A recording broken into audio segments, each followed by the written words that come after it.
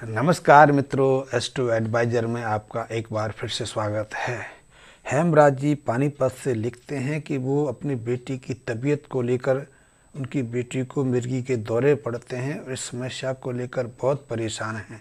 इसी के कारण वो अपनी बेटी का विवाह भी नहीं करा पा रहे हैं, क्योंकि जो लोग बेटी को देखने आते हैं और जब उन्हें पता चलता है कि इसको मिर्गी जैसी बीमारी पीड़ित रखी है तो वो इस बात को सुनते ही रिश्ते को ना कर जाते हैं। ऐसे में उनकी दुविधा को हम समझ सकते हैं। हेमराज जी, मिर्गी आज भी मेडिकल साइंस के लिए एक चैलेंज बनी हुई है, क्योंकि बहुत लोग ऐसे देखने में आते हैं जो वर्षों तक मिर्गी का ट्रीटमेंट लेते हैं। मिर्गी की दवाइयाँ भी खुदे जाने के दावे किए जाते हैं, फिर भी पूरी दुनिया में कम से कम 5 करोड़ लोगों से ज़्यादा लोगों को मिर्गी के दौरे पड़ते हैं। भारत में भी 1.5 करोड़ से ज़्यादा ऐसे लोग हैं जिनको दवाइयाँ खाने के बाद, इलाज लेने के बाद भी मिर्गी के दौरे परेशान करते हैं। वो खड़े खड़े गिर जाते हैं, चोट आदि लग जाती है। और मिर्गी वास्तव में बहुत खतरनाक रोग है। मिर्गी का संबंध मस्तिष्क से है। मस्तिष्क में कुछ ऐसी इलेक्ट्रिक या विद्युत आवेग आने लग जाते हैं जिससे कि व्यक्ति कुछ क्षण के लिए शुद्ध बुद्ध भूल जाता है। वैसे तो आपने अपने बेटी की डिटेल भी मुझे भेजी है। 15 जून 1995 11:05 रात्रि का जन्म बताया है और उसके अनुसार आपकी बेटी की जो 12वां भाव है उसमें बुध विराजमान है। 6वें स्थान पर राहु हैं। राहु और बुध के अशुभ मेल से भी मिर्गी जैसी समस्याएं खड़ी हो जाती हैं। वैसे तो 12वें स्थान पर बुध का जाना ही स्वयं में एक अशुगन के जैसे एक अपशुगुन के रूप में रहता है, क्योंकि 12वां स्थान का स्वामी तो बृहस्पति हैं। बृहस्पति से बुद्धि की शत्रुता रहती है, लेकिन 12वें स्थान पर कब्जा राहु कर लेते हैं। और राहु जब अपनी विपरीत दृष्टि से 6वें स्थान पर स्थित राहु को देखते हैं तो और अशुभता पैदा करते हैं। ऐसे में व्यक्ति का अपनी बुद्धि पर, अपने व्यवहार पर, अपनी शुद्ध बुद्धि पर कई बार होश नहीं रहता। वैसे बुद्ध तो स्वयं बुद्धि कारक हैं। बुद्धि, विचार, लड़की, पुत्री, बुआ, व्यापार, निर्णय सबके कारक बुद्ध हैं। और ऐसे में जब योग निर्मित होते हैं तो मिर्गी या हिस्टीरिया या मंद बुद्धि जैसी कई तरह की विकट समस्याएं खड़ी हो जाती हैं। कहते हैं 12वें स्थान का व्यक्ति जो ग्रह है बुध, वो व्यक्ति को उल्टा खोपड़ी का बना देता है। जैसा वो सोचता है उसके जीवन में उसके बिल्कुल विपरीत होता है और ऐसा व्यक्ति हमेशा नकारात्मक बोध से भरा रहता है। 35 साल तक उसकी जिंदगी ऐसे ही भंवर जाल में फंसी रहती है। वो सही निर्णय नहीं ले पाता या फिर उसकी मन पर किसी तरह का नियंत्रण नहीं रह पाता।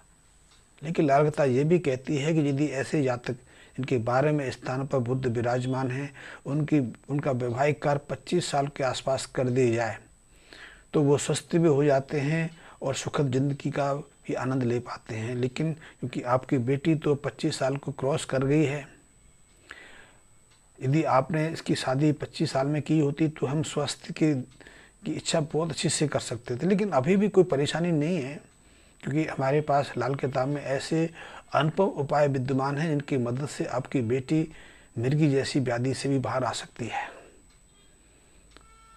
और आपको सकारात्मक, आपको पूर्ण विश्वास के साथ यदि ये उपाय करेंगे तो निश्चित रूप से आपकी बेटी का वैवाहिक जीवन भी मांगलिक रहेगा, अच्छा रहेगा, परिवार में सुख संपत्ति आएगी, उसके जीवन में किसी तरह की विघ्न बाधाएं खड़ी नहीं होंगी।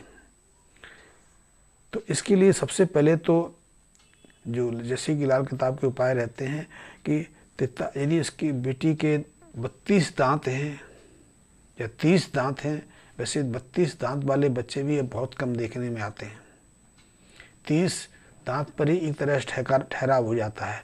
ठीक 30 हैं तो हम कुछ कर नहीं सकते, लेकिन यदि 32 दांत हैं तो लाल किताब कहती है कि यदि ऐसे व्यक्ति की मानसिक स्थिति ठीक नहीं है, उसको मिर्गी के दौरे पड़ते हैं तो उसका एक दांत निकलवा देना चाहिए। यदि आपको ये युक्ति अच्छी लगती हो तो आप एक दांत निकलवा के उसकी मिर्गी के रोग को नियंत्रित कर सकते हैं। दूसरा, उसकी नाक छेदन करा सकते हैं। यदि आपने नाक में तीली आदि डलवा दी है तो एक नाक छेदन यहाँ सेंटर में भी होता है, तो यहाँ सेंटर में नाक छेदन करा के उसको चांदी का तार 90 दिन के लिए, 96 दिन के लिए कहा जाता है, लेकिन हम 90 दिन तक उसको रखते हैं।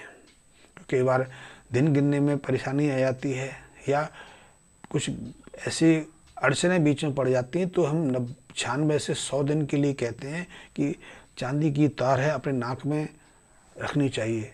यदि चांदी की तार से परेशानी है तो सोने की तार भी रख सकते हैं, और यदि ये भी परेशानी है तो आप सफ़ेद रेशम का धागा डलवा सकते हैं। रेशम की लीरें मिल जाती हैं तो आप उसका भी प्रयोग कर सकते हैं। तो आप ये करें।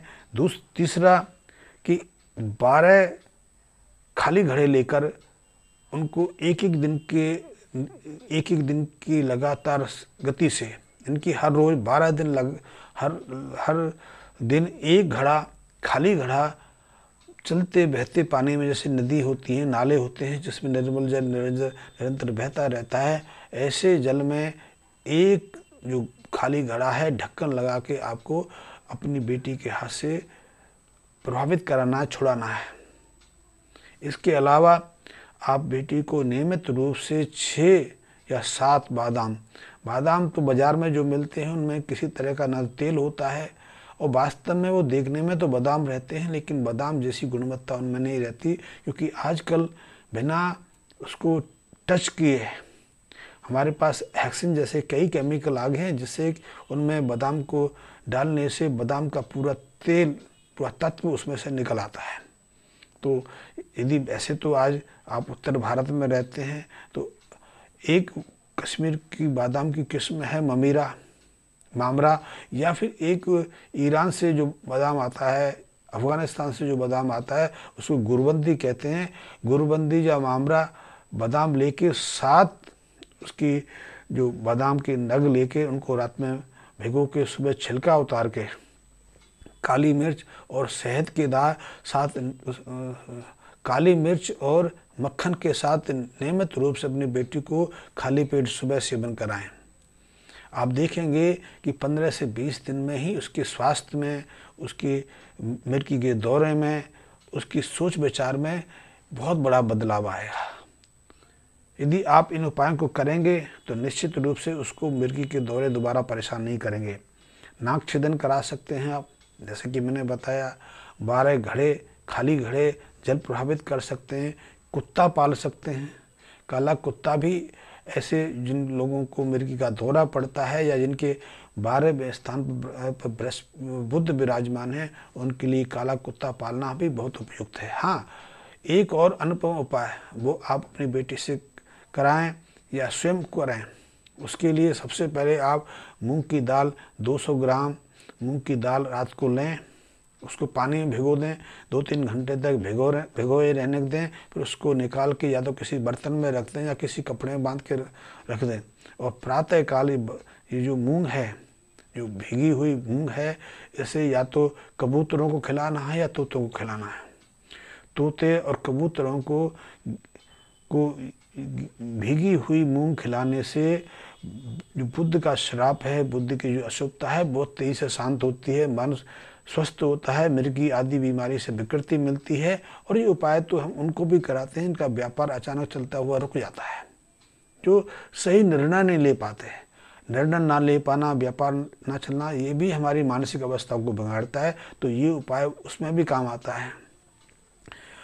तो या इसके साथ में आप नियमित रूप से ये दाल का प्रयोग आप निरंतर 43 दिन करना है। और इसके साथ चाहो तो आप एक उपाय है, वो है बृहस्पति का उपाय, बृहस्पति और बुध का उपाय। इसमें आपको चने की दाल, केसर, हल्दी या सोना आपकी सामर्थ्य है, या फिर पीली सूती धागा आप ये नियमित रूप से किसी मंदिर में दे सकते हैं, वो भी बहुत उपयोगी उपाय है। पीपल को जल चढ़ाना, पीपल के नीचे जल चढ़ा के घी का दीप जलाना, या अपने घर में रात्रि समय देसी घी का दिया जला के, चाहे वो कुछ समय के बाद बुझ जाए ये प्रयोग करना ये भी बहुत उपयोगी है। इससे मानसिक स्थिरता आती है और जिन बच्चों को मिर्गी आदि के रोग पड़ते हैं, दौरे पड़ते रहते हैं, उससे निजात मिलती है। वैसे तो इलाज कई तरह के हैं, इलाज नहीं होते तभी लोग ऐसे एस्ट्रोलॉजिकल सॉल्यूशन के लिए आते हैं। और लाल किताब तो उसमें सबसे अंतिम है, क्योंकि ज़्यादातर लोग तो जो वैदिक पद्धति से जो सॉल्यूशन देते हैं उन्हीं के पास जाते हैं, क्योंकि लाल किताब के उपाय होते तो सहज हैं, लेकिन उनको करने में बहुत लोगों को झिझक होती है। बहुत लोग इससे सकुचाते हैं कि लोग क्या कहेंगे। देखिए, या तो लोग देख लीजिए, लोकाचार निभा लीजिए, या स्वस्थ आनंद पूर्ण जीवन यापन कर लीजिए। और ऐसे के लिए तो इन उपायों की आपको मदद लेनी पड़ेगी। सहज उपाय हैं, आप एक उपाय से शुरू करिए और धीरे धीरे उपायों की गति को बढ़ाते रहें। आप देखेंगे 2 से 3 महीने में आपकी बच्चे की मिर्गी के दौरे तो शांत पड़ते ही पड़ते हैं। वो सकारात्मक सोचने लगेगी, उसके व्यवहार में, बर्ताव में, बौद्धिक क्षमता में बहुत बदलाव आएगा और परिवार में भी सुख शांति रहेगी। आप करके देखिए, निश्चित रूप से आप अपनी परेशानी से मुक्त हो जाएंगे। धन्यवाद मित्रों।